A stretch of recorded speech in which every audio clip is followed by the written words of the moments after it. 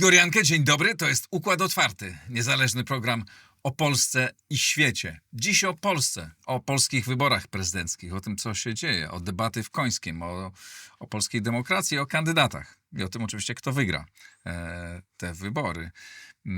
Za chwilę o tym porozmawiam. Przypominam, trwa rekrutacja do Szkoły Przywództwa Instytutu Wolności. Fantastyczni wykładowcy. Zajrzyjcie Państwo na stronę www.szkolaprzywództwa.pl. Ta szkoła jest dla wszystkich liderów, przyszłych liderów w wieku 25-40 lat. Znakomite grono i słuchaczy, i wykładowców. Zachęcam, do początku maja trwa rekrutacja. Możecie się zgłaszać. Dziękuję patronom, dziękuję mecenasom i zapraszam na rozmowę.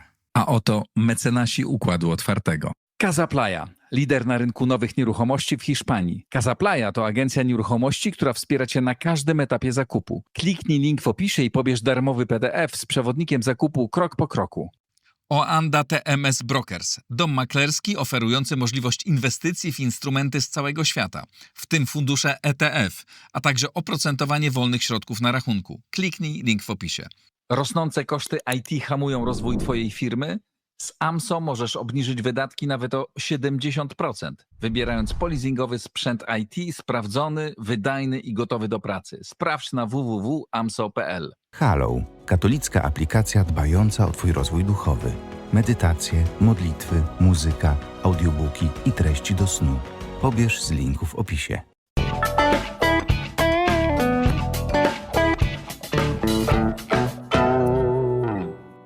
Piotr Trudnowski, Klub Jagielloński, Łukasz Warzecha, do rzeczy. Dzień dobry. Przed chwilą panowie byli w szampańskich nastrojach, śmiali się długo, musiałem długo ich uspokajać.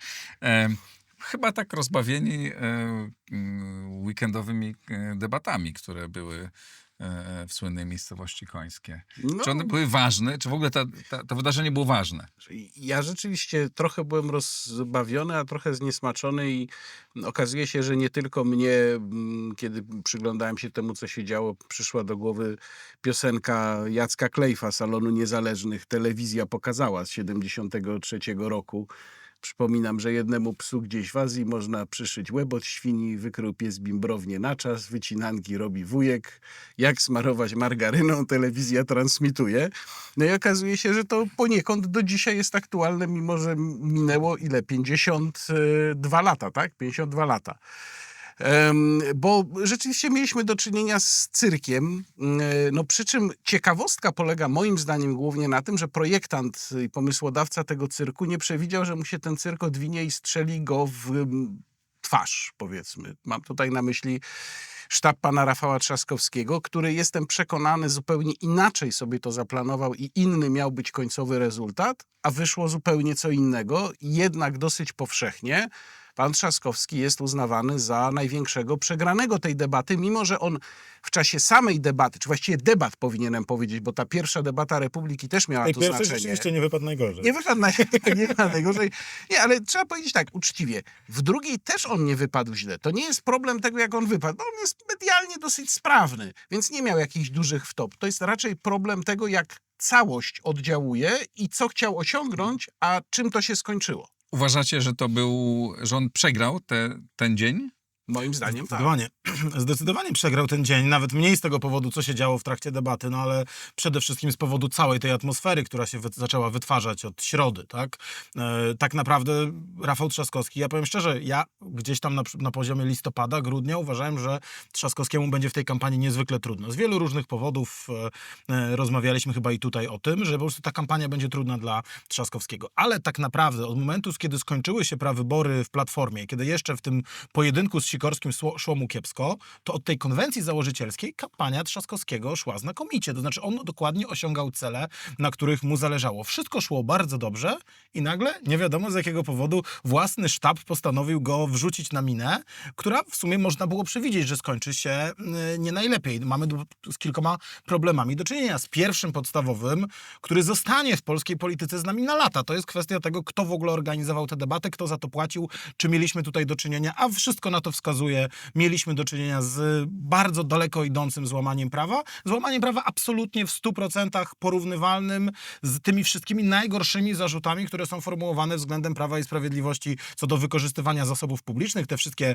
historie, w których jacyś ludzie są teraz zamykani w aresztach, prawda, przetrzymywani, te powody, z których zabrano subwencje Prawu i Sprawiedliwości, no to w tej debacie TVP de facto zostały powtórzone, tylko w nieco innej, bardziej ordynarnej, bardziej zrozumiałej w czasie rzeczywistym dla odbiorców formie. To jest podstawowy kłopot i to nie jest tak, że to jest taka sprawa, o której dzisiaj sobie dyskutujemy. No nie, ta sprawa będzie przez lata wyjaśniana przez jakieś organy ścigania, jak nie za tej władzy, to za kolejnej. Myślę, że prokuratura do telewizji państwowej spokojnie wejdzie w tej sprawie, bo jest po co wchodzić, tylko może żeby tak To uzupełnić... może wyjaśnimy Tak, dla właśnie tych, chcę którzy to- nie wszyscy śledzą wszystko. Tak, właśnie chcę to powiedzieć, uzupełniając wypowiedź Piotra. No, po pierwsze przypomnijmy, że telewizja państwowa, bo o niej tu głównie mówimy, komercyjne mogą się kompromitować jak chcą.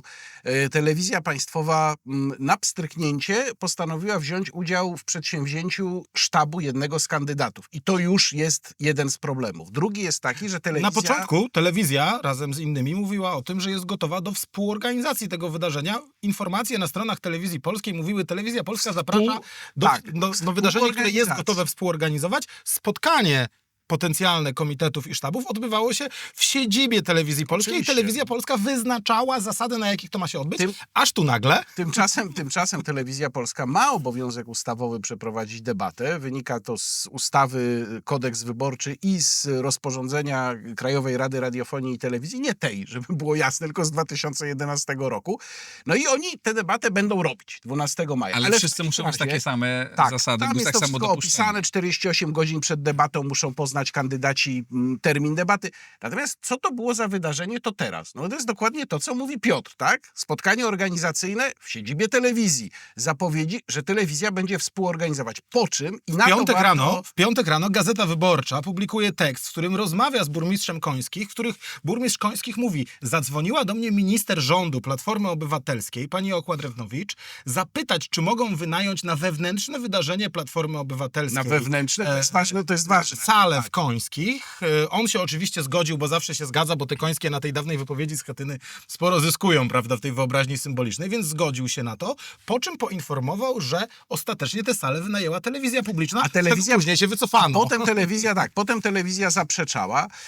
I teraz problem polega na tym. Jeszcze warto zwrócić uwagę na to, że tam moim zdaniem zaczęła jakaś taka paniczna, narastająca świadomość i w sztabie pana Trzaskowskiego, i w samej telewizji kiełkować. Być może to było dopiero w piątek, że chyba wchodzą na straszną minę.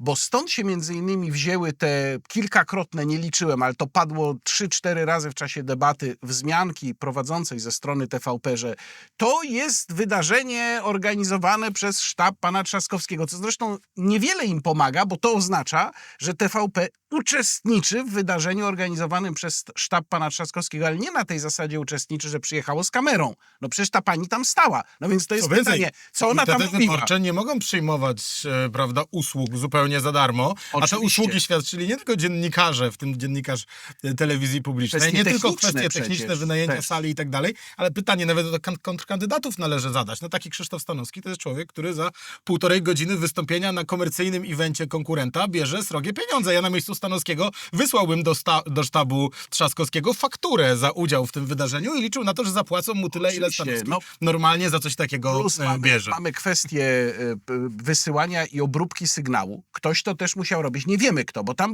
była cały czas mowa o tym, że sygnał jest udostępniany za darmo innym, ale przez kogo?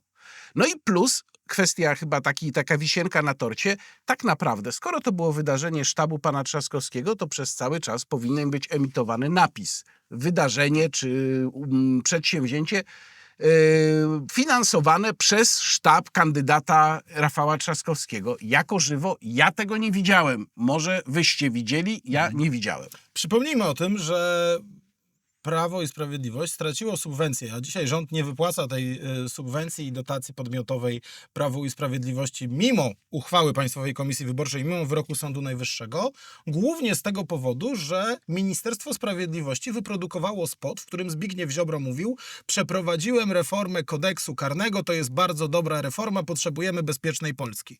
To było warte tam, nie wiem, 1,5 miliona złotych, o ile pamiętam, czyli plus minus tyle emisja tego w telewizji, tak? Mniej więcej pewnie tyle, ile sama produkcja tego wydarzenia w piątek i z tego powodu PiS utracił pieniądze i co więcej, z tego powodu będziemy mieli wielką debatę w czerwcu na temat tego, czy te wybory były ważne, czy te wybory były prawidłowe. Dotychczas wydawało się, że te skargi do Sądu Najwyższego, które będą spływać po wyborach, będą płynęły tylko ze strony Prawa i Sprawiedliwości, które będzie mówiło i wyborców Nawrockiego: byliśmy pozbawieni dziesiątek milionów złotych, ponieważ rząd nie realizuje decyzji Państwowej Komisji Wyborczej, nie realizuje uchwały, nie realizuje orzeczenia Sądu Najwyższego. No ale teraz do tej całej zabawy dołączą wyborcy Sławomira Mentzena, Adriana Zandberga, którzy będą jednocześnie do Sądu Najwyższego wysyłać skargi na to, że doszło do radykalnego zaburzenia wyborczej równowagi, bo Mentzen, Zandberg, inni kandydaci nie mieli możliwości przyjechać na tą debatę, ponieważ ogłoszono, że że będą na nią zaproszeni pozostali kandydaci na dokładnie tweetem Rafała Trzaskowskiego 100 minut przed wydarzeniem. No nie da czyli się nawet nie z całej, 120, tylko 100. z całej Polski dojechać na takie wydarzenie w ciągu 100 minut i to wbrew pozorom będzie miało śmiertelnie poważne konsekwencje zarówno dla oceny przez Sąd Najwyższy prawidłowości tego procesu wyborczego, tej konkretnej kampanii, no ale też długoletnie dla prawda, osób odpowiedzialnych w telewizji publicznej za te decyzje, które zostały podjęte. Bo może też warto przypomnieć dla zilustrowania tej sytuacji, jak wyglądała sprawa z panem Sławomirem Mentzenem. No bo on jest krytykowany przez niektórych za to, że go nie było. Moim zdaniem rzeczywiście na tym obiektywnie stracił, ale to jest jakby inna historia. Natomiast dlaczego go nie było? No bo przez cały czas, do piątku wieczorem, do tych, jak Piotr powiedział, ja myślałem, że 120 minut, okazuje się, że nawet jeszcze mniej, wersja była taka, że to jest debata Nawrocki-Trzaskowski. No i w związku z tym... Organizowana przez telewizję publiczną, czyli telewizja publiczna miała udzielić miejsca 2 kandydatom, a nie wszystkim. Tak. To jest ewidentnym złamaniem. I w związku z tym pan Mentzen, moim zdaniem wtedy, na tamtym etapie słusznie stwierdził, że on nie będzie przyjeżdżał po to, żeby, nie wiem, dobijać się do drzwi hali w Końskich, bo to będzie po prostu niepoważnie wyglądało. On miał spotkania w tym momencie, w tego dnia Ustrzyki Dolne, Krosno, no to jest kraniec Dalej Polski. się nie da. Dalej się nie da. I stwierdził, że on po prostu nie porzuci swoich wyborców, którzy na niego tam czekają. No i teraz co? 100 minut przed debatą nagle on miał się, przepraszam, teleportować z tego Krosna tam na tę debatę, kiedy łaskawie pan Trzaskowski nagle ogłosił, że on będzie gościł wszystkich. To było po prostu niewykonalne. Czyli ta decyzja pana Mentzena była absolutnie racjonalna do momentu, kiedy nie została zmieniona koncepcja debaty przez sztab pana Trzaskowskiego, ale to już było za późno. On już nie mógł nic zrobić w tym momencie.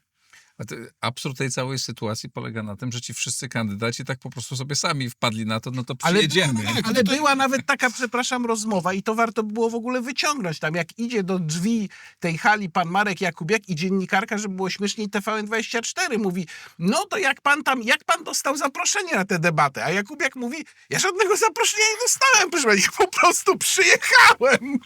No bo tak to No wyglądało. tak, no tutaj też symboliczna była ta scena, jak do debaty Republiki weszła Joanna Senyszyn, tak nagle po prostu widać było, że jak dojechała, to weszła.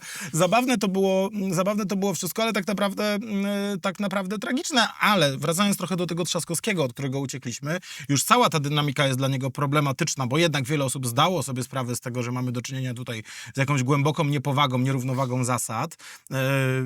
Mamy wybory, w których jak dotąd w sondażach poparcie dla kandydatów duopolu jest najniższe w historii. Jest ewidentna emocja antyduopolowa, a tutaj duopol postanowił, prawda, wyjść i pokazać, to my będziemy we dwóch umacniali swoją siłę. I okazało się, że te wszystkie emocje po prostu zaczęły zrzucać tych kandydatów. I zagrał w to, co bardzo ważne, Szymon Hołownia. To znaczy zmiana w telewizji polskiej, odejście od narracji wcześniej wielokrotnie powtarzanej, my jesteśmy organizatorami tej debaty, zaczęła się w momencie, kiedy Hołownia w czwartek rano opublikował list Jacka Cichockiego, swojego szefa sztabu. Ale pamiętajmy, obecnie szefa Kancelarii Sejmu, wcześniej szefa Kancelarii Donalda Tuska w poprzedniej kadencji, który napisał do władz TVP, hola, bezczelnie łamiecie prawo, w tej chwili macie się ogarnąć. To jest moment, w którym cała masa wyborców koalicji 15 października słyszy, kurczę, chyba jednak żeśmy nie naprawili tej telewizji publicznej.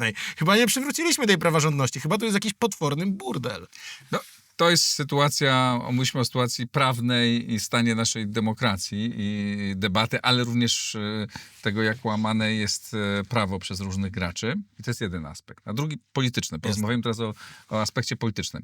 Ja rozumiem, że domyślam się, tak, bo nikt tego nie ogłosił, ale tak to wygląda, że to był pomysł, ponieważ Karolowi Nawrockiemu idzie słabo kampania, jednak Rafał Trzaskowski wolałby mieć jego jako swojego przeciwnika w drugiej turze i było zagrożenie, że Sławomir Mencen wejdzie do drugiej tury, tak, no urosły mu te sondaże, teraz mu siadły, ale to o tym za chwilę. No to był taki pomysł na wzmocnienie, paradoksalne, tak, takie... Był jeszcze jeden bardzo ważny...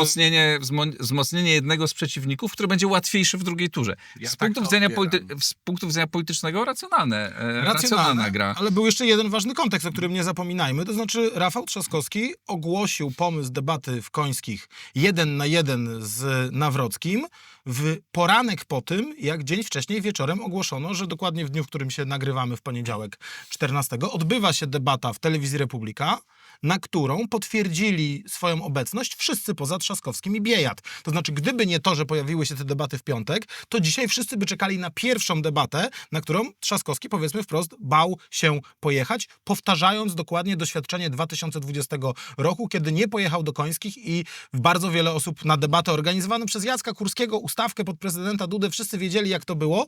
Ale prawdę mówiąc, wszyscy wiedzieli, że Trzaskowski może tam pojawiając się tylko zyskać. I teraz... Pojawiając się w Republice też wydawałoby się tylko może zyskać, dokładnie tak jak zyskał Hołownia na debacie w Republice. I moim zdaniem to był główny powód, dla którego pojawił się ten pomysł, bo jeszcze wcześniej, kiedy zarówno Mencen, jak i Nawrocki wyzywali na debatę 1 na 1 Trzaskowskiego, szefowa sztabu mówiła wyraźnie, będzie debata zgodna z ustawą wszystkich kandydatów, żadnych ustawek 1 na 1. No to co się zmieniło?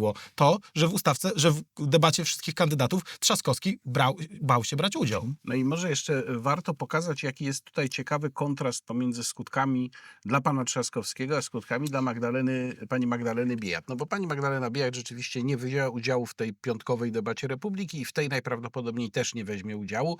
Ale nawiązując tu do jej znakomitego manewru z flagą tęczową w czasie debaty TVP, w jej przypadku to w niczym nie zaszkodzi, a może nawet pomoże, bo ona jest po prostu bardzo spójna. Dla jej elektoratu pójście do Republiki byłoby raczej obciążające dla niej, a tak no to ona może sobie spokojnie pozostać za tym, bo ona zawsze była przeciwko, ona jest tęczowa, ona jest skrajnie lewicowa, nie pójdzie do prawicowej telewizji i to jest okej. Ale pan Trzaskowski ma z tym problem, no bo on cały czas gra na to, że przecież on niby znormalniał, on niby się otworzył na innych, no i jak dostał tę flagę, to był zresztą mistrzowski manewr w tym tandemie, nie umówili się przecież, ale w tym tandemie pan Nawrocki i pani Biejat. Sytuacja, w której Rafał Trzaskowski dostaje atrybut swoich poglądów, no tak trzeba powiedzieć. Ten atrybut wstydliwie chowa, po czym jest o niego poproszony przez panią Biejat i właściwie co on ma w tym momencie zrobić? Ja nie widzę, już on nie miał dobrego wyjścia. No co miał? Wyjąć tę flagę, postawić, nie, to ja ją jednak będę trzymał. Musiał ją oddać. Oddał i to jest moim zdaniem najbardziej ikoniczny, jeżeli mogę takiego słowa użyć, fragment tej debaty, który mu zaszkodził. Tak samo który zresztą bardzo pomógł Magdalenie Biejat pomógł. Tak? Bardziej niż Nawrockiemu. Bo to jest ciekawe, z sympatią o tym mówią nawet przeciwnicy, ludzie o zupełnie odmiennych poglądach. Przepraszam, że tylko dokończę. Ta debata w Republice, przed którą jeszcze to trzeba powiedzieć, nagrywamy naszą rozmowę. Mówimy o poniedziałkowej. Bo my nagrywamy w samo południe. Tak, ale to warto zaznaczyć, żeby poniedziałek. widzowie programu nie mieli wątpliwości, dlaczego mówimy w ten sposób o tym. Tutaj nieobecność pana Trzaskowskiego będzie niejako negatywnym dopełnieniem całej tej sytuacji, o której opowiadamy tutaj z Piotrem. To znaczy ale proponuję, nie analizujmy tego, bo Anusz się pojawi. Tak, ja tak, nie wiem, wręczamy jak tego. będzie. To znaczy chyba to jest jasne, że ja mówię o wariancie, który on zapowiada, ale zobaczcie, nawet gdyby zmienił decyzję i się pojawił, oczywiście, niby to już w samej debacie może tam lepiej wypadnie dla niego, ale to będzie znowu miało ten walor chwiejności, niespójności. Najpierw mówi, że nie przyjdzie, potem zmienia decyzję. Czyli jakby on tutaj też nie ma już dobrego wyjścia. Sam się zapędził w kozi róg. Wszyscy krytykują Rafała Trzaskowskiego, a ja postawię taką tezę, że w zasadzie być może to był dobry ruch z jego strony, to całe zamieszanie. No bo zobaczcie, mówię o stanie wiedzy na dzisiaj, na poniedziałek 12. Mam jeden sondaż pokazujący, że jemu spadło... Tomasza Lisa, czy Jakuba Bierzyńskiego. Jemu spadło o 5%, a Nawrockiemu wzrosło o 5%. Tak? Nie pojawił się Sławomir Mencen, któremu spadły dosyć mocno sondaże już w 2 czy 3 ośrodkach, więc być może jest to jakiś trend. w zasadzie efekt osiągnięty. W interesie sztabu i samego kandydata Rafała Trzaskowskiego było to, że było pewne, że w drugiej turze on się zmierzy z Nawrockim, bo ma według wszelkich badań dużo większe szanse na wygranie z nim.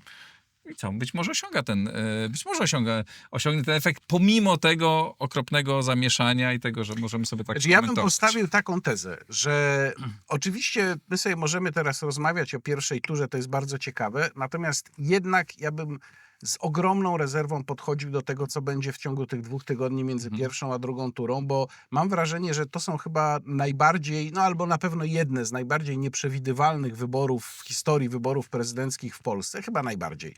I w związku z tym moment, kiedy już będziemy mieli tych 2 kandydatów, którzy staną w drugiej turze, Wszystko będzie inaczej. wszystko może być inaczej prawda. i mało tego, może się wymykać schematom, które znamy z dotychczasowych sytuacji, kiedy następowała druga tura. Nie w każdych wyborach prezydenckich w Polsce druga tura była, ale kiedy następowała druga tura.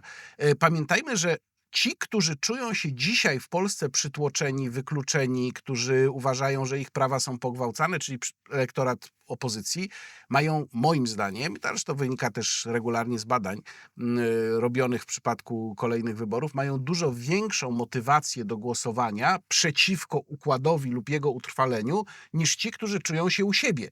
I to jest jeszcze ten czynnik, który trzeba uwzględnić. Natomiast zgadzam się generalnie z twoją oceną, Igorze, że pan Nawrocki byłby dla pana Trzaskowskiego łatwiejszym przeciwnikiem, bo moim zdaniem on jest po prostu słabym kandydatem. Mimo że poradził sobie w tej debacie w Końskich lepiej, nawet ja bym powiedział trochę z mojego punktu widzenia zaskakująco, nawet dobrze w porównaniu z poprzednimi swoimi występami, ale to jest wciąż słabo, to jest wciąż drewniane, to jest wciąż sztuczne i to jest przede wszystkim cały czas nakierowane na polaryzację i cały czas zamknięte w bańce pisowskiej. Co więcej, no też chyba dobrze było widać, ja dlatego nie do końca zgadzam się z tą tezą, że to był dobry ruch ze strony sztabu, ponieważ zgadzając się z tym, że te wybory są bardzo nieprzewidywalne, został nam jeszcze miesiąc tak naprawdę do tej pierwszej tury, i biorąc pod uwagę specyfikę tego kluczowego dylematu, to znaczy części prawicowych wyborców Mencen czy Nawrocki, no to tu się nie da zaplanować taktycznie z dużym wyprzedzeniem jakiegoś trendu. Nawrocki potwierdził w tej debacie, że jest w stanie poślizgnąć się do samych wyborów na skórce od banana. On po prostu nie radzi sobie z wykorzystywaniem szans. To znaczy sytuacja, w której dostaje pytanie bardzo dla siebie wygodne od Rafała Trzaskowskiego. Czy pan, panie Nawrocki, jest w stanie odciąć się w jakiejś sprawie od Jarosława Kaczyńskiego i PiS-u?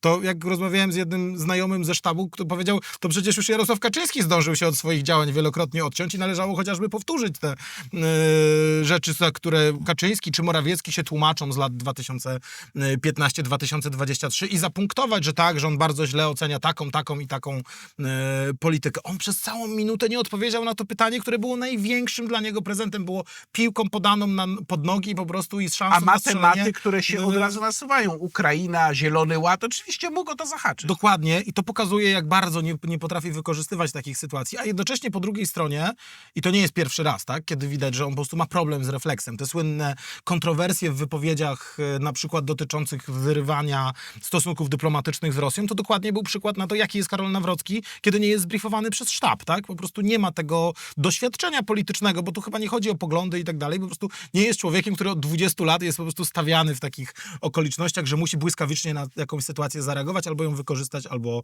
stracić. No a z drugiej strony ta struktura poparcia dla Mencena, no, wiecie, no, rozmawiamy dzisiaj o tym, że Mencen ma jakiegoś rodzaju zadyszkę, tak? Ma, nie wiem, 15% w średniej sondażowej ostatnich 2 tygodni, kiedy wcześniej przez 1,5 miesiąca to było 18%. No tylko pamiętajmy o tym, że na 7 dni przed wyborami w 2015 roku Paweł Kukiz miał pewnie z 6.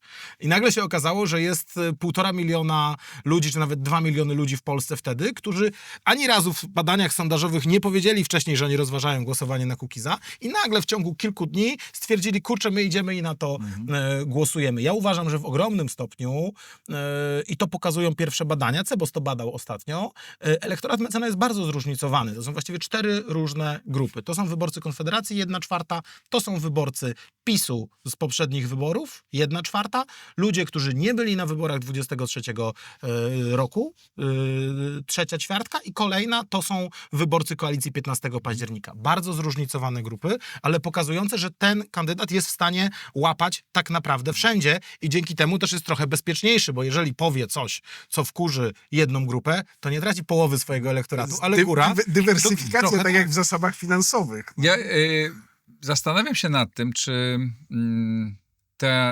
te debaty dwie, to wydarzenie w Końskim rzeczywiście nie wywróciło tej kampanii do góry nogami. Bo do tej pory bym się zupełnie z tobą nie zgadzał, kiedy powiedziałeś, że to była że ta kampania będzie najbardziej nieprzewidywalna w historii. Nie? Ja byłem przekonany, że ta kampania jest tak sobie idzie spokojnie, jest tak nudna, bezbarwna i w zasadzie wiadomo, no pytanie jedno było, czy Mencen dogoni Nawrockiego, tak? I to mógł być rzeczywiście game changer. Ale poza tym elementem to ona wydawało mi się jest taka bardzo przewidywalna, tak? No, Trzaskowski przesuwa się do centrum na prawo, wszyscy po prawej stronie z tego kpili, ale okazało się, że to było skuteczne, tak? Ludzie zapominają, pamięć ludzi jest bardzo wybiórcza, mamy tyle bodźców codziennie, że może Po prostu sprawnie sobie... osłabił negatywny elektorat względem siebie, bo wielu ludzi doceniło, że on niejako chyli przed nimi czoła. Tak, sprawnie sobie radzi retorycznie. No jest bardzo doświadczonym jednak politykiem, tak w bardzo różnych sytuacjach. No ale to, co się wydarzyło na tych dwóch debatach, tak, i nie wiadomo, co się wydarzy też na tej debacie, która będzie, czy jak państwo już oglądacie, była dzisiaj, czy jest w trakcie. Być może takich debat, jak to się rozpędziło, to inne ośrodki zaczną organizować, że tu rzeczywiście być może ta kampania się zaczyna od nowa.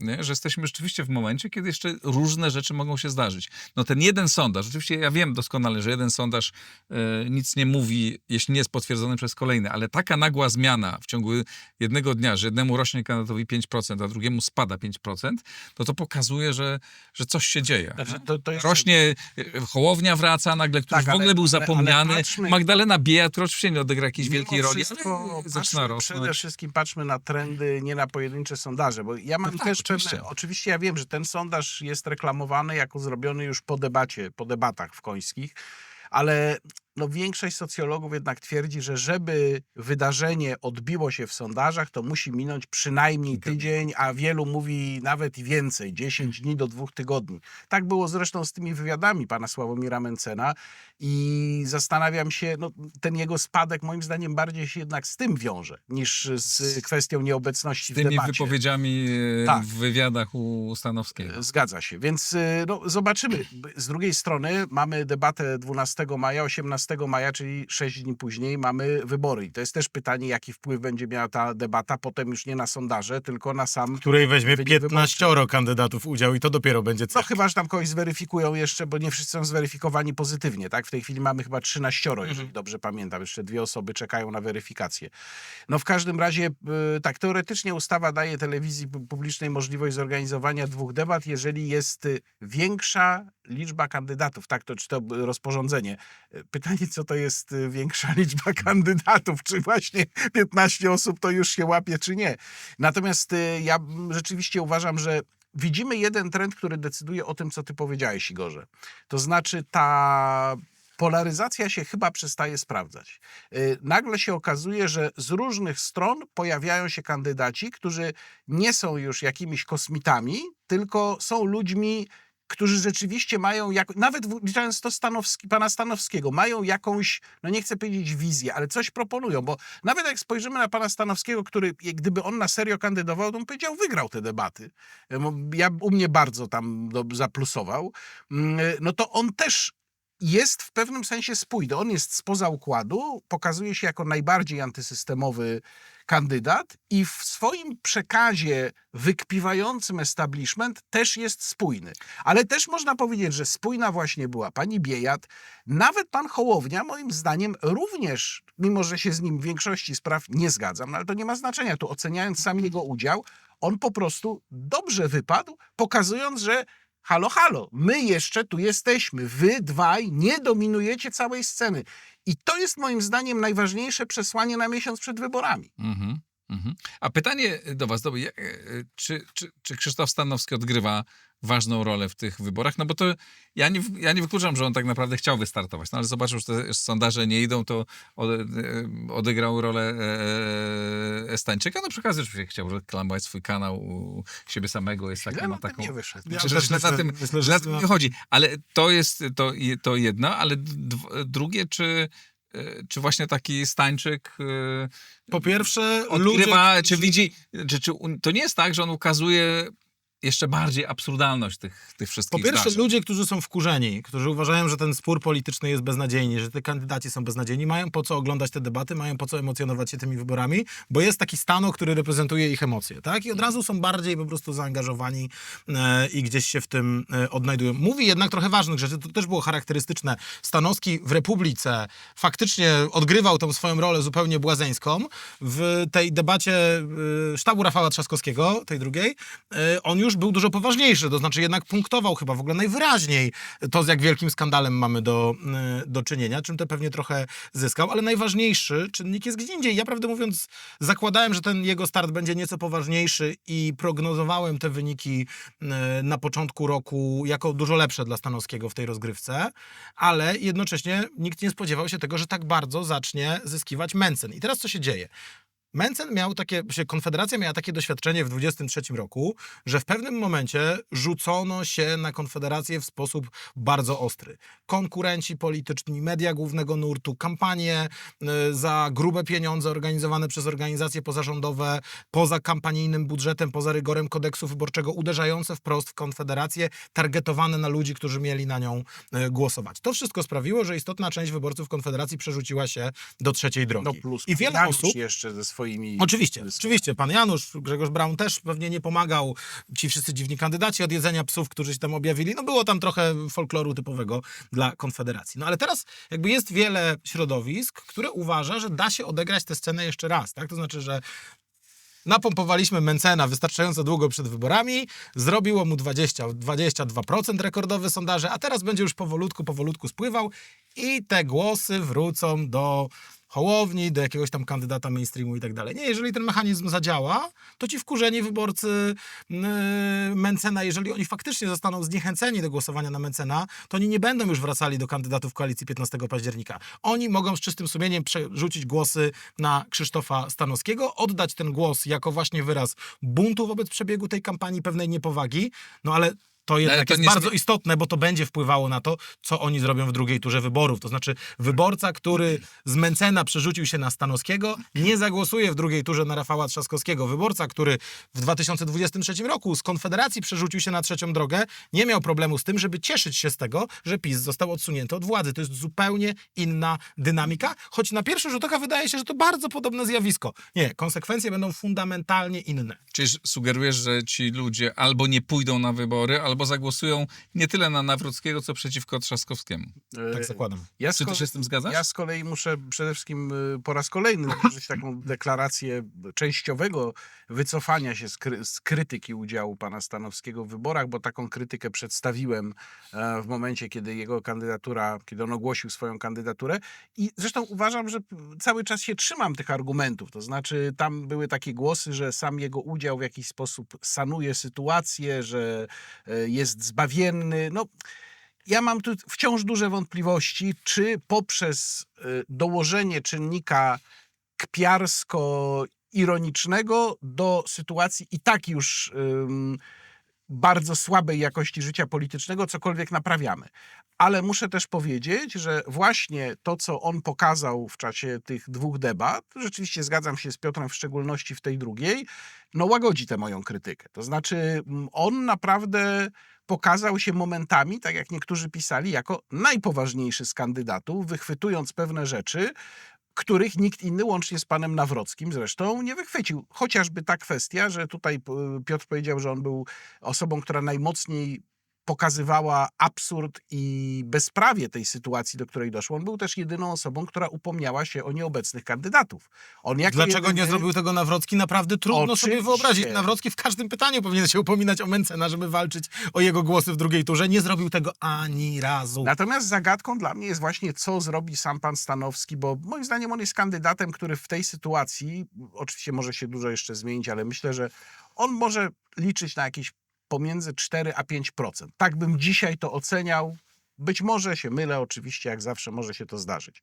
Natomiast pytanie, co on zrobi?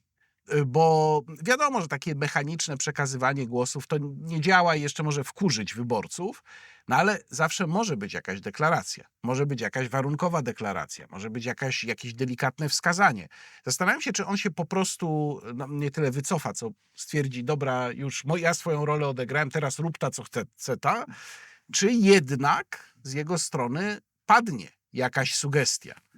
I to jest wielka niewiadoma. Od tego moim zdaniem jednak będzie w dużej mierze zależało to, co ci ludzie zrobią. A pan Stanowski umie tak rozegrać tę sprawę, tak mi się wydaje, żeby to nie zostało odebrane przez nich jako właśnie potwarz, czy jako traktowanie ich jako takiego materiału, który jest po prostu, kieruje się tutaj, róbcie to albo róbcie to. Wyborcy tego nie lubią, powtarzam.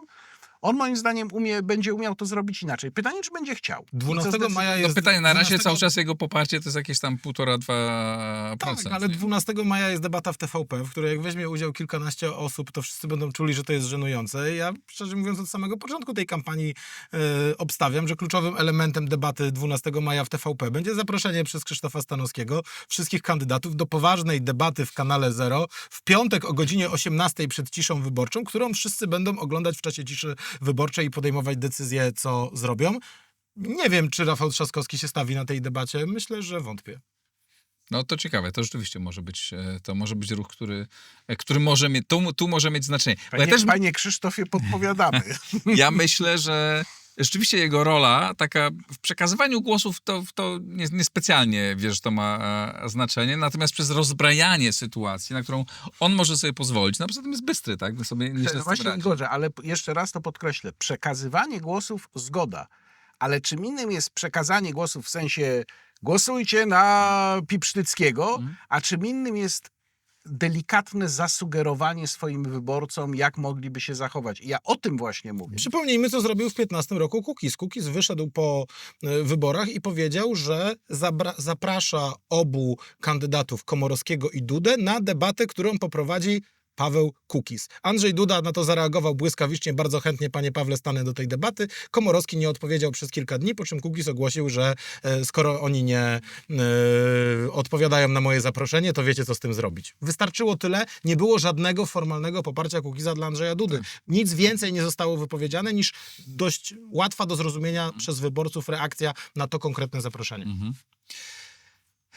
Spróbujmy teraz omówić jak idzie kampania poszczególnym kandydatom. Tak, weźmy każdego z tych głównych, w każdym razie pewnie wszystkich nie omówimy, ale wróćmy Łukasz do... bardzo chciał o tym Maciaku pogadać i znowu zabraknie czasu. No dobrze, to możemy od razu... Łukasz chciał bardzo porozmawiać o jego bo to utkniemy ulubionym bardzo kandydacie długo. Macieju... To ważny Macieju problem.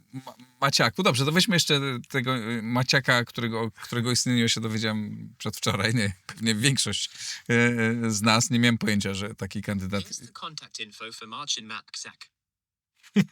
Proszę. No, Ale mogło być w innym języku, prawda? Ale co jest zabawne, to muszę państwu wyjaśnić, co się stało. Nie wiem, czy słyszeliście. To jest Siri, który ja przycisnąłem i on usłyszał i powiedział o Marcinie, on pokazał mi telefon do pana Marcina Matczaka, który tu był gościem. Marcin Matczak nie ma nic wspólnego z Maciejem Maciakiem, w każdym razie nic na ten temat nie wiemy. Ale już może nie będę nic naciskał w tym komputerze, bo on jeszcze coś powie. No dobrze, to... Ja zarysuję problem, no to o co tutaj chodzi? No pojawia się pan, który wygłasza, ja się dowiedziałem o jego istnieniu trochę wcześniej niż ty, jakieś, nie wiem, 2 tygodnie temu.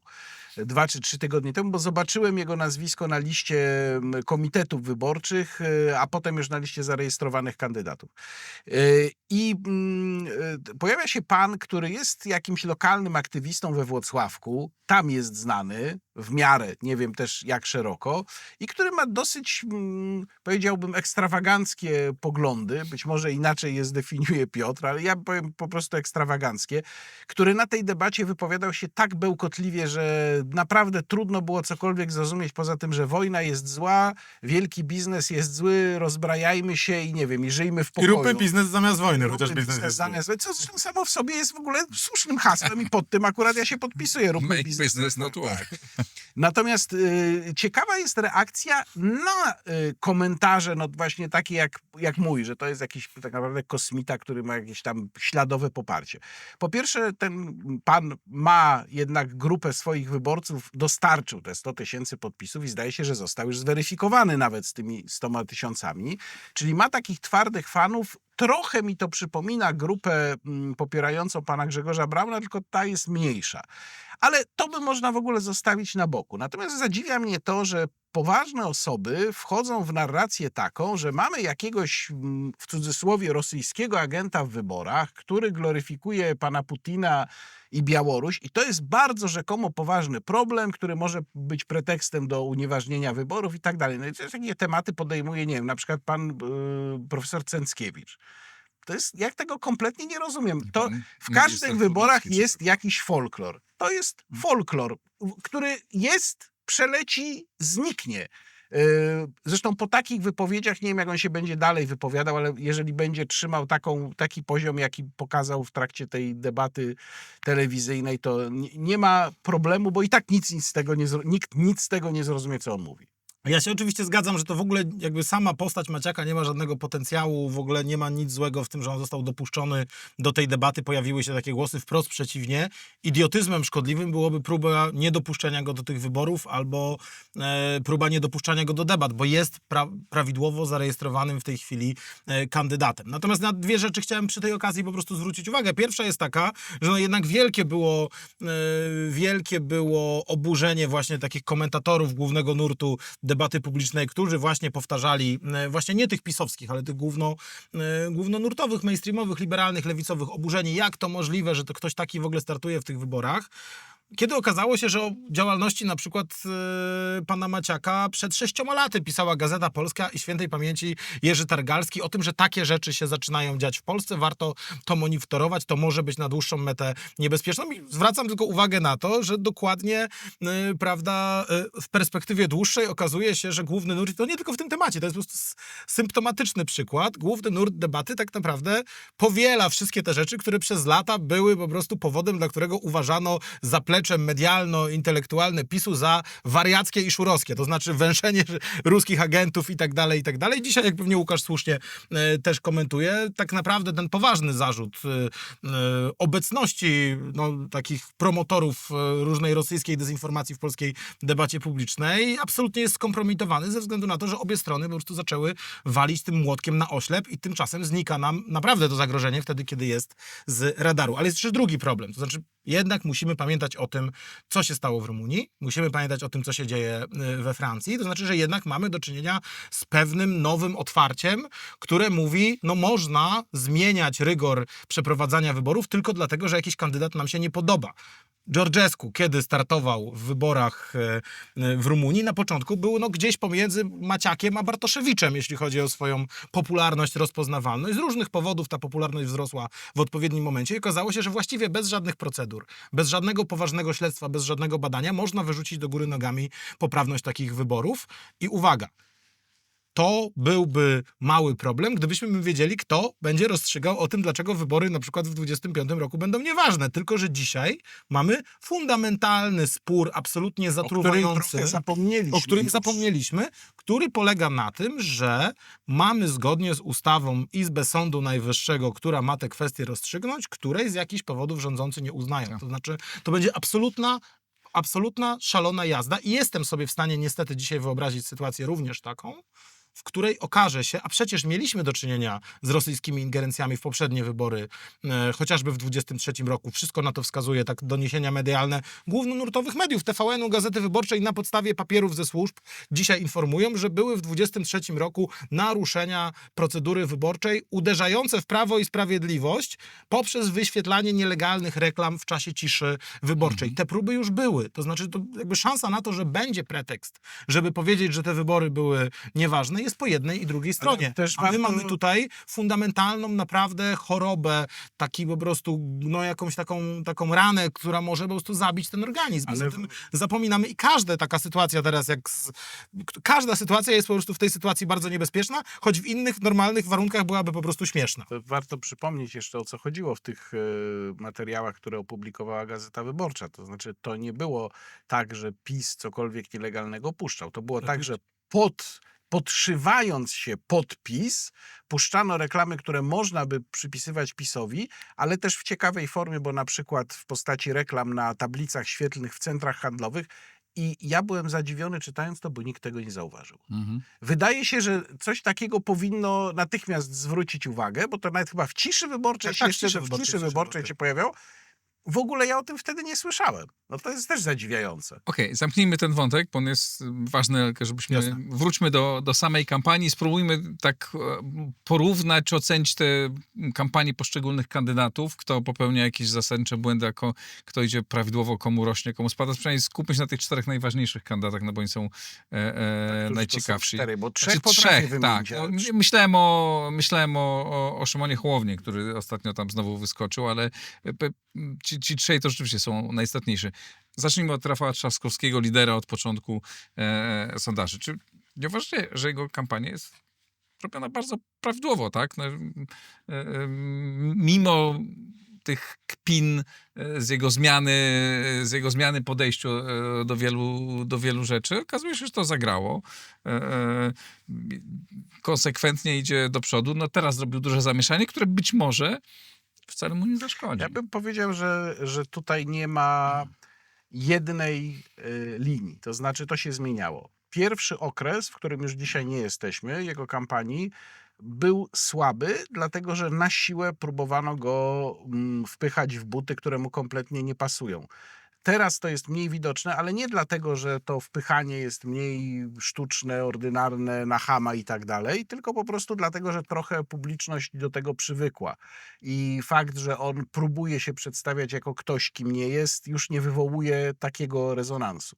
Natomiast to była od początku, moim zdaniem, źle pomyślana kampania, dlatego że bardzo trudno się buduje spójny obraz kandydata, bazując na jego kompletnie wymyślonych cechach. No, warto bazować na tym, co rzeczywiście kandydat ma. I zresztą była taka wypowiedź w tej drugiej debacie Rafała Trzaskowskiego, która jakby sygnalizowała, że on, być może to było jakieś spontaniczne z jego strony, która sygnalizowała, że on ma tego świadomość. To było wtedy, kiedy tam padło pytanie o kompetencje międzynarodowe. Jakimi kompetencjami się państwo mogą pochwalić? I on tam powiedział coś takiego, że no, przecież ta znajomość języków, no to pomaga po prostu w uzgadnianiu różnych rzeczy za kulisami. On mógł tym grać od samego początku. Zamiast tego poszedł w jakieś bonżury, jakieś absurdy, jakieś odcinanie się albo dla odmiany popisywanie się bezsensowne znajomością francuskiego w spotkaniu z prezydentem Macronem, podczas kiedy od początku trzeba było ograć ten symboliczny język francuski, mówiąc, no i tak rzeczywiście mówię po francusku, dzięki temu będę w stanie dla Polski załatwić pewne rzeczy łatwiej. Zwłaszcza, że on ma rzeczywiście, no jakby spojrzymy na jego karierę, prawda? Ilość stanowisk, które zajmował, wydaje się pełne kompetencje. Więc właśnie ta próba robienia z niego kogoś, kim on nie jest, moim zdaniem jednak tutaj pokazuje, że jego sztab myśli w jakiś strasznie schematyczny sposób. Oczywiście ta kampania jest poprawna, tylko że on cały czas bazuje po prostu na poparciu dla Koalicji Obywatelskiej. To jest coś, na czym za chwilę pewnie o tym pogadamy, nie bazuje pan Karol Nawrocki, dlatego że no tam widać cały czas tę przestrzeń pomiędzy poparciem dla PiS-a, poparciem dla pana Nawrockiego, no ale też pan Trzaskowski nie wyskakuje powyżej tego pułapu poparcia dla własnej partii. Ja bym zwrócił uwagę na kilka takich rzeczy może nieoczywistych. Pierwsza rzecz, to już o tym wcześniej wspomniałem, to znaczy jednym z istotnych elementów tej właściwej kampanii Trzaskowskiego no było właśnie takie wzięcie haseł, które nas w Klubie Jagiellońskim bardzo cieszy, bo to właściwie takie hasła, z którymi my się przez lata próbowaliśmy przebić. Patriotyzm gospodarczy, docenienie średnich miast. Na końcu nawet Rafał Trzaskowski o prawa mężczyzn zaczął się upominać całkiem niedawno. Pamiętam, jak wydawaliśmy raport Michała Gulczyńskiego właśnie tam tych nierównowagach w różnych obszarach rzeczywistości. Pamiętam, jak reagowali ludzie, no właśnie na takich poglądach jak Rafał Trzaskowski na to, że ktoś na poważnie zamierza ten temat wprowadzać w debatę publiczną, a dzisiaj tak naprawdę Rafał Trzaskowski mówi tym językiem, czy to chodzi właśnie o średnie miasta, czy patriotyzm gospodarczy, czy tych mężczyzn nieszczęsnych. I na początku wydawało się, że to będzie tylko śmieszne. Dodatkowo mieliśmy do tego te obrazki, jak tam Rafał Trzaskowski spotyka się z kołami gospodyń wiejskich, prawda? I no nie wyglądał w tym zbyt wiarygodnie. Ale w pewnym momencie, moim zdaniem, to zaczęło działać. To zaczęło działać z bardzo prostego powodu, to znaczy to zadziałało jak dediabolizacja Rafała Trzaskowskiego, sprawienie, że wielu ludzi, którzy dotychczas mieli do niego bardzo negatywne emocje, oczywiście nie zaczną mieć pozytywnych, ale jednak będą mieli takie poczucie, niech się ten chłystek z Warszawy tak przed nami płaszczy i schyla.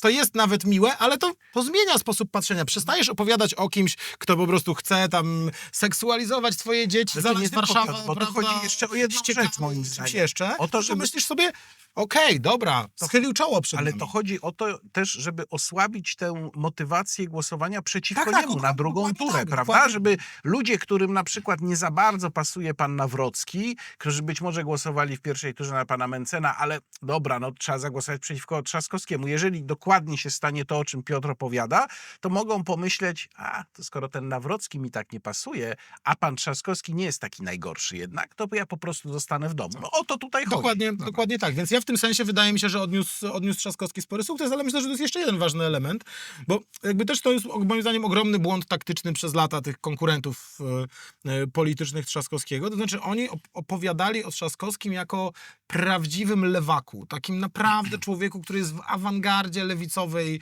propagandy, co jest z punktu widzenia całości społecznych poglądów powiedzmy nawet prawdą, tak, że on ma dość progresywne poglądy, nawet jak na Koalicję Obywatelską, ale jednocześnie nie wzięli pod uwagę tego, że Rafał Trzaskowski jest człowiekiem, który się urodził na Nowym Mieście, a pracuje dzisiaj na, prawda, nie wiem, 1,5 kilometra od swojego miejsca urodzenia i on tak naprawdę jest w absolutnym głównym nurcie świata, w którym się wychował, tak, swojego otoczenia rodzinnego, artystycznego, prawda, ostatnio te cytaty z jego książki hulają po internecie, pokazują w jakim świecie się wychował, takiego warszawskiego i tak dalej, co pokazuje, że on tak psychologicznie, to on jest człowiekiem, który dość dobrze się czuje po środku, tak naprawdę i naprawdę prawdopodobnie w swoim otoczeniu ma wielu ludzi radykalnie bardziej lewicowych od siebie i w tej kampanii, paradoksalnie w tej formule tego, który się przesuwa w prawo, on się tak psychologicznie odnalazł dobrze ze swoimi dyspozycjami, że on jest znowu tym pośrodku. I dzięki temu, moim zdaniem, ta kampania do tej debaty nieszczęsnej szła Trzaskowskiemu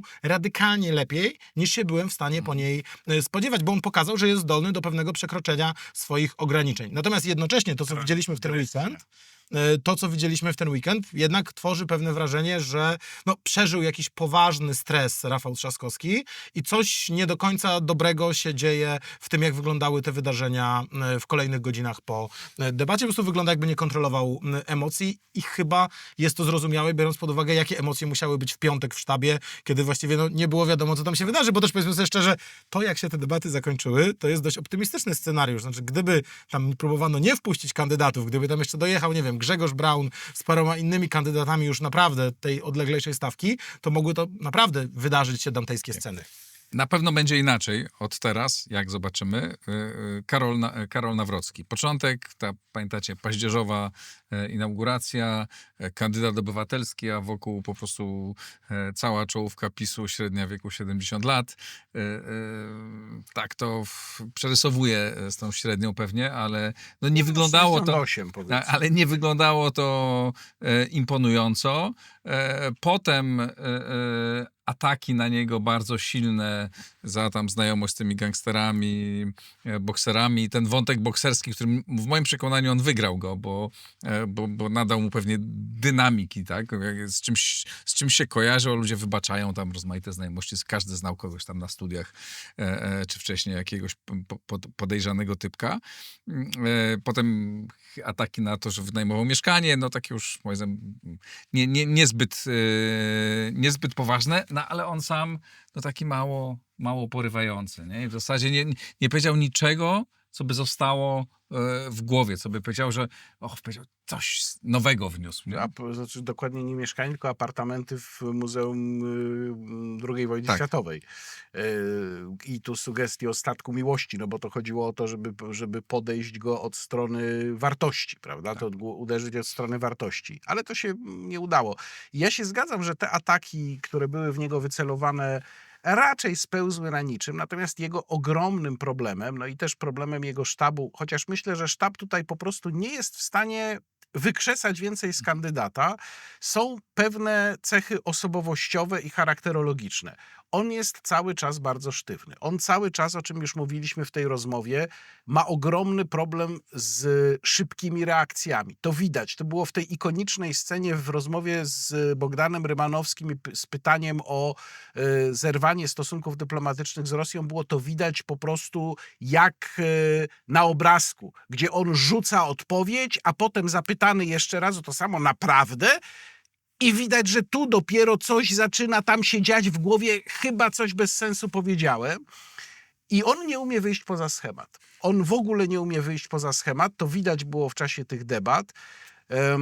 To jest cały czas mówienie do pisowskiej bańki, ale jak się okazuje, nawet cała pisowska bańka nie jest jeszcze do niego przekonana. No i to jest moim zdaniem ogromny problem, jeżeli chodzi o drugą turę, bo w drugiej turze, no to tu nie odkrywam żadnej Ameryki, kandydat musi jednak zaczerpnąć szerzej. Pewnie jest tak, że w dużej mierze jego sztab liczy po prostu na emocję negatywną wobec pana Rafała Trzaskowskiego i że ta negatywna emocja wobec oponenta spowoduje, że więcej osób zagłosuje na pana Nawrockiego, ale ja mam duże wątpliwości, czy to wystarczy. On jest na tyle słabym materiałem jako kandydat, że wydaje mi się, że może wziąć górę taka myśl u wyborców właśnie tych szukających alternatywy, czy kogoś spoza układu, że nigdy się nie odciął od PiS-u, ta sprawa, o której powiedział Piotr Trudnowski, nawiasem mówiąc, rzecz dla mnie kompletnie niezrozumiała. Może jeszcze to zrobi w ciągu tego miesiąca, ale tego absolutnie bardzo wyraźnie brakuje. Znaczy odciął w sensie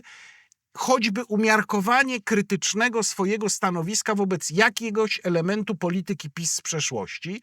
Nie umie wyjść poza bardzo drewniany, schematyczny język, którym wszyscy politycy PiS się posługują, w związku z czym zagrywka może i dobrze pomyślana na początku, z tym, że on jest kandydatem obywatelskim, a nie niby kandydatem PiS, choć wszyscy to i tak wiedzą, kompletnie się rozmyła. On prezentuje się absolutnie jako kandydat PiS. No i jeszcze jest to, oddając tobie głos, że ja mam wrażenie, że tylko część PiS-u, znaczy być może większościowa część PiS-u go aktywnie wspiera, a część tak czeka na to, żeby mu się noga powinęła, żeby nie poszło mu dobrze, no bo tam się wszyscy szykują.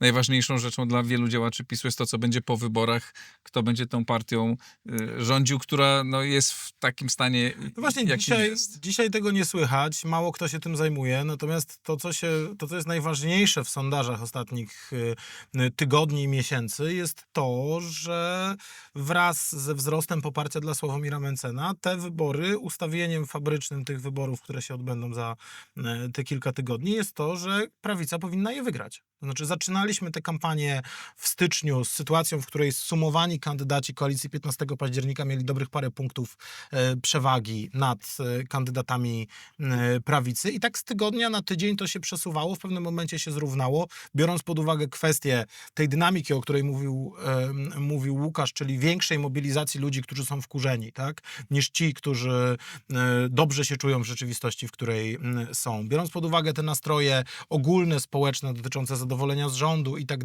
dalej, które są no, tragiczne dla tego rządu w historii chyba III RP najgorsze, biorąc pod uwagę, jak negatywnie jest oceniany gabinet Donalda Tuska, to można by powiedzieć, że przy takich sondażach, gdzie suma poparcia dla Nawrockiego, Mentzena i tych wszystkich pomniejszych kandydatów jednak wyraziście prawicowych, no trudno sobie wyobrazić wyborców Grzegorza Brauna czy Marka Jakubiaka, którzy przerzucą swój głos na Trzaskowskiego. No jakby można sobie wyobrazić, że nie pójdą do wyborów, okej, no ale trudno sobie wyobrazić, że pójdą w drugą stronę.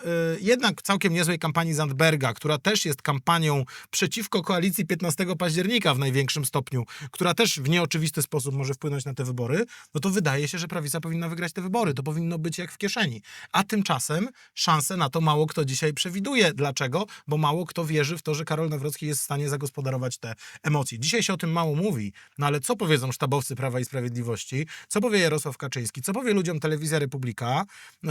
Po tym, kiedy miały być najważniejsze wybory, kiedy mieli zatrzymać ten reżim Tuska, prawda, przy którym tak straszą, no i powiedzą, słuchajcie co, pisowcy, nic się nie stało? Mogliśmy wygrać te wybory, ale wybraliśmy takiego kandydata, no, który okazało się, że nie potrafi wykorzystać tej szansy. Pamiętajcie o tym, Moim zdaniem w PiSie jest grupa ludzi, być może różne są obozy, które czekają właśnie na to, żeby powiedzieć, no trzeba zbudować coś nowego.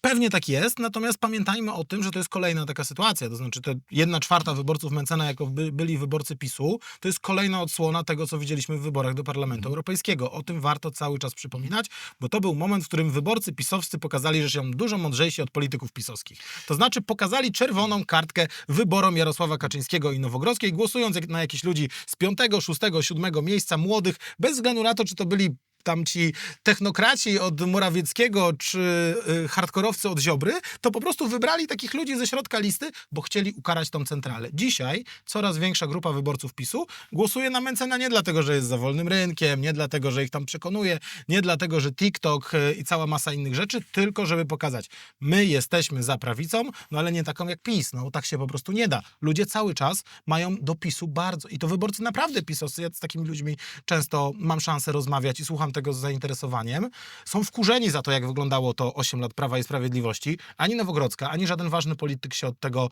na poważnie jak dotąd nie odciął, no ale nie robi tego przede wszystkim Karol Nawrocki, dla którego to mogła być podstawowa szansa wytłumaczyć się za wszystkie rzeczy, na które jego zgody nie będzie, nawet kiedy PiS wróci do władzy. To powinna być opowieść Karola Nawrockiego. Ja jako prezydent będę dużo lepszy od Andrzeja Dudy, bo żadne fundusze sprawiedliwości, żaden Kurski w TVP, żadne obrzydliwe rzeczy, które się wówczas działy, nie będą możliwe, kiedy ja będę prezydentem. I wtedy Nawrocki naprawdę mógłby walczyć o zwycięstwo w tych wyborach. Ale myślę, że on nawet o tym dotychczas nie pomyślał. Dotychczas nie. Sławomir Mentzen. Nikt się nie spodziewał, tak, babyface, wydawało się, że to nie jest ten, który może odegrać jakąś poważną rolę. No, z wieloma rzeczami się kojarzył, ale nie z kandydatem na prezydenta na trudne czasy, kiedy potrzeba przywódcy twardego, który obroni nas przed zagrożeniami. Tymczasem niebywale mu rosło poparcie.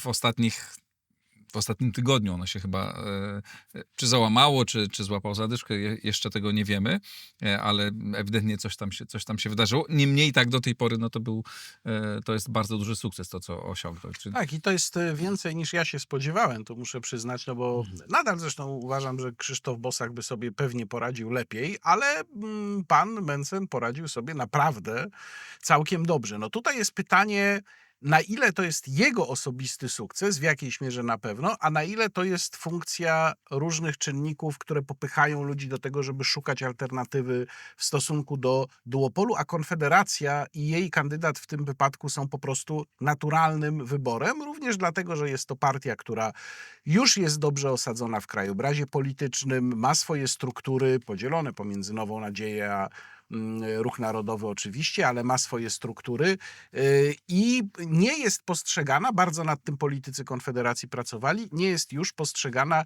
jako jakaś niekontrolowalna, dziwna ekstrema. No i oczywiście tutaj kwestia odejścia pana Grzegorza Brauna, który miał swoje zasługi, jak najbardziej zagospodarowywał część elektoratu, ale jednak wbrew temu, co jego wielbiciele twierdzili, nie nastąpiło żadne załamanie notowań Konfederacji po jego odejściu, nie odebrał jej dużej części zwolenników, raczej wręcz przeciwnie, można było odnotować wręcz zwyżkę poparcia dla tej partii po tym, jak on odszedł, no co jednoznacznie jednak świadczy o tym, że nie był atutem już w pewnym momencie, tylko raczej był obciążeniem. Bo jasne, ja uważam, że on ma swoją rolę w polityce do odegrania, ale chyba sam się zdecydował na taką bardziej karierę typu pan Janusz Korwin-Mikke. Natomiast rzeczywiście pan Mencen ma w tej chwili sukces. No pytanie, ile utrzyma z tego poparcia, bo gdyby zdobył ostatecznie wynik na poziomie powiedzmy 14-15%, to ja uważam, że nadal, mimo że mniej wyraźnie niż w szczytowym momencie, nadal byłoby to bardzo dużo i byłby to bardzo poważny punkt wyjścia do niesamowicie poważnego wyniku w wyborach w 2027 roku, a o to przecież głównie w tej chwili Konfederacja jednak gra. Chociaż był taki moment, kiedy wydawało się, że on może, znaczy być może jeszcze nastąpi, tak? Trudno powiedzieć. No ale poważnie już rozważano, nawet tu w tym programie też rozmawiałem o tym, czy Mencen ma szansę wejść do drugiej tury, a jeśli wejdzie do drugiej tury, no to czy ma szansę wygrać te wybory. Ta szansa I to niewielka. I w żadnym momencie też nie była ogromna, powiedzmy sobie szczerze. Tak? To był scenariusz na jakieś, nie wiem, 5% prawdopodobieństwa, taki, który już należy analizować, no ale nie należy go traktować jako bazowy. Wydaje mi się, że to jest jeden bardzo ważny czynnik. To znaczy, jakby nie wiem, czy ktoś zadał Sławomirowi Mencenowi to pytanie, może warto by ktoś je zadał, ale ja tak prawdę mówiąc nie sądzę, że Sławomir Mencen marzy o prezydenturze. Myślę, że dużo bardziej atrakcyjną dla niego wizją jest dokładnie budowanie partii, która jakoś pokoleniowo na scenie zastąpi prawicę taką, jaką znamy w Polsce. To znaczy jakby ten scenariusz, o który gra Konfederacja, to jest scenariusz włoski, tak? To znaczy zastąpienia przez mniejszą partię, którą budowała i kierowała Giorgia Meloni, tych starych, zastanych formacji, zbudowanie w jakimś momencie jakiegoś sojuszu i nagle pokazanie, że to dopiero my, inne pokolenie, ludzie dalej tych samych wartości podstawowych, ale jednak z zupełnie inną dynamiką, z zupełnie inną opowieścią, jesteśmy w stanie znów wygrywać i co więcej, wygrywać, co podkreślają analitycy, w taki sposób, który jest dla Włoch no, tak nietypowy w ostatnich latach czy dekadach wręcz, czyli po prostu wygrać wybory i potem utrzymać poparcie, a nie stracić go w ciągu 100 dni po wyborach, co na tej specyficznej włoskiej scenie politycznej było normą przez właściwie długie lata. Więc jakby moim zdaniem w ogóle, bo wiele się mówiło o tym wywiadzie Mencena u Trzaskowskiego z powodu... Stanowskiego. Mylą mi się ci kandydaci, prawda? Zwłaszcza, że Trzaskowski też ma swoje programy, jak widać w TVP, więc to wszystko coraz bardziej podobne do siebie jest. Natomiast to rzeczywiście coś, nowy trend. Kandydaci mają swoją stację. Aczkolwiek, no powiedzmy, zapisu kandydat też miał swoją stację. Dokładnie tak. Choć, czy właściciel, czy dyrektor tej stacji tak przepadał za swoim kandydatem, to nie wiem, ale to inna historia. A kandydat za swoim dyrektorem. Ale to na marginesie zostawmy. Zupełnie poważnie w tej rozmowie u Stanowskiego wiele było tych emocji tam wokół aborcji, studiów płatnych i tak dalej. Ale tam był tak naprawdę moim zdaniem moment, w którym Mencen przedstawił swoją aspirację polityczną. Moim zdaniem najważniejszy moment. Znaczy on powiedział, ja chcę być politykiem, który będzie antykruchy. Odwołując się wprost do tej teorii Taleba o tym, że najlepsze rzeczy politycy, prawda, systemy i tak dalej, to są te, którym ataki z zewnątrz pomagają, a nie szkodzą. Powiedział wprost o tym, że taki jest Donald Trump i że właśnie Trump wrócił do polityki tej pierwszoligowej w momencie, kiedy wyciągnięto wobec niego prawne narzędzia, kiedy go zatrzymywano, kiedy stawiano go przed procesami. Wydawało się przecież, że to już nie Trump będzie kandydatem w ostatnich wyborach amerykańskich. Wszyscy już czekali na Rona DeSantisa, innych kandydatów, establishment republikański, nawet ten bardziej taki radykalny, tak? Poszukiwał tej nowej twarzy, a tymczasem w momencie, kiedy Trump zaczął być bardzo ostro atakowany przez establishment, politycznie zmartwychwstał. I moim zdaniem Mencen marzy dokładnie o tym samym, by budować się długofalowo, nie w perspektywie tylko jednych wyborów, jako ten, którego bardzo trudno atakować, bo on dzięki temu zyskuje, ale też ten, i to jest bardzo ważne, który w związku z tym ma prawo mówić to, co on naprawdę uważa, tak? I to jest moim zdaniem niezwykle ważne i myślę, że jest wiele osób, dla których tak naprawdę to, co Mencen powiedział o aborcji, to jest argument, żeby na niego głosować, a nie żeby na niego nie głosować. Spójny, pokazał, nie że jest się. człowiekiem, który jest w stanie bronić swoich poglądów, choć wie, że przez to będzie tracił, czyli zrobił dokładnie odwrotnie niż to, co Trzaskowski na debacie z tęczową flagą. Na razie jednak jest spadek, bo kiedy mówiłeś, słuchając cię, ale zajrzałem na jeden z portali, Sali i na Interi pojawił się sondaż partyjny, w którym Koalicja Obywatelska ma 33,3, PiS ma 28, a Konfederacja 16,5, ale Konfederacji wobec poprzedniego sondażu spadło, jak pisze Interia, 5 punktów procentowych. Ale to wciąż chyba dwukrotnie więcej niż w ostatnich prawdziwych wyborach. Pamiętajmy o tym, tak? To znaczy jakby to jest... Gdyby te wyniki, które dzisiaj komentujemy jako spadkowe Mencena czy Konfederacji, w listopadzie ubiegłego roku wszyscy by przyjęli jako wielki sukces. A poza tym zwróćmy Nie sposób uwagę o tym jeszcze na zapomnieć. to ostatnie zdanie, że poparcie dla pana Trzaskowskiego praktycznie równa się poparcie dla Koalicji Obywatelskiej, poparcie dla pana Nawrockiego jest niższe wyraźnie niż poparcie dla PiS. To jeszcze dodatkowe wnioski z tego sondażu. Z tego wszystkiego, co mówiliście tutaj, wynika, że tak naprawdę jeszcze wszystko może się zdarzyć w tej kampanii. Tak? Że to Końskie chyba wywróciło to, co działo się do tej pory i ta nietypowa, dziwne debaty chyba naoczniły ludziom, w jak dziwnym kraju żyjemy i jak polityka, według jakich zasad polityka funkcjonuje. I tu jeszcze dynamika może się bardzo zmienić, aczkolwiek nie wiemy w jakim kierunku. Czy zgodzicie się z tym? No pewnie, może wszystko to nie, ale prawie wszystko to się... Tak, nie powiedzieliśmy o tym Szymonie Hołowni, ale moim zdaniem warto to odnotować, bo wydawało się, że jego już w tej kampanii nie ma, tak? To znaczy, że on tylko tak naprawdę może szukać jakiegoś zgrabnego wyjścia, prawda, z tej kampanii. Ja pamiętam rozmawiałem z jednym z kolegów z otoczenia Szymona Hołowni latem zeszłego roku, który mi powiedział wprost, że oni jednak są głęboko przekonani, że Szymon Hołownia jest tak doświadczonym medialnym zwierzęciem, że wierzą w to, że to się może jeszcze odwrócić i że jakby absolutnie nie są nastawieni na to, żeby się przejmować jakkolwiek sondażami, bo uważają, że w samej kampanii może się wiele wydarzyć. No i trochę tak było w 2023 roku, pamiętajcie. Wszyscy mówią, to Donald Tusk kazał wyborcom Platformy głosować na Szymona Hołownię. Guzik, prawda, to znaczy to faktycznie częściowo wyborcy Konfederacji, ale w ogromnym stopniu... Nie, że Konfederacji przerzucili się na trzecią drogę. W tym sensie. I to było jedno źródło poparcia dla Hołowni, ale przede wszystkim to była jego znakomita prezencja w ówczesnej debacie, gdzie zarówno Morawiecki, jak i Tusk absolutnie tragicznie wypadli, a Hołownia znowu w ciągu kilku dni do samego głosowania poprawił swoje poparcie. I tutaj... W tym zamieszaniu być może Hołownia odzyska swoją Ale co ważne, pozycję to zamieszanie nie wróci wynika do tylko życia z faktu, politycznego. nie wynika tylko z faktu, że on wziął udział w tej debacie, no ale również z tego, że on na poważnie rzucił tą rękawicę Trzaskowskiemu. On na poważnie zaczął mówić o tym, co sądzi na temat TVP. Politycy Polski 2050 dzisiaj też złamali to tabu i po prostu wprost mówią o tym, jak to wygląda. Hołownia powiedział o tym, że to już właściwie przypomina telewizję Kurskiego. No to są bardzo ostre słowa, one zostaną. Wiadomo, że Hołownia raczej prezydentem nie zostanie, ale te słowa w tej koalicji już zostaną. Co z koalicją dalej po wyborach prezydenckich? To jest pewnie temat już na inny To jest program. bardzo ważne pytanie. Co z koalicją, co z PiS-em? Zapewne wiele będzie się działo w polskiej polityce. Łukasz Warzecha, Piotr Dziękuję Strudnowski, bardzo. bardzo wam dziękuję. Dziękuję państwu. Na pewno będzie wiele komentarzy. Ciekaw jestem, co państwo sądzicie, czy co się wyłoni z tego zamiąchu, który właśnie obserwujemy. A jeśli chcecie myśleć długofalowo o Polsce, o strategii dla Polski, o tym, w jakim kierunku powinniśmy się rozwijać. Jeśli chcecie zmieniać swoje życie, to zapraszam serdecznie do Szkoły Przywództwa Instytutu Wolności. Trwa rekrutacja. Wejdźcie pod link szkolaprzywództwa.pl. Ten link jest pod nagraniem. Dziękuję bardzo. Do zobaczenia. Do usłyszenia.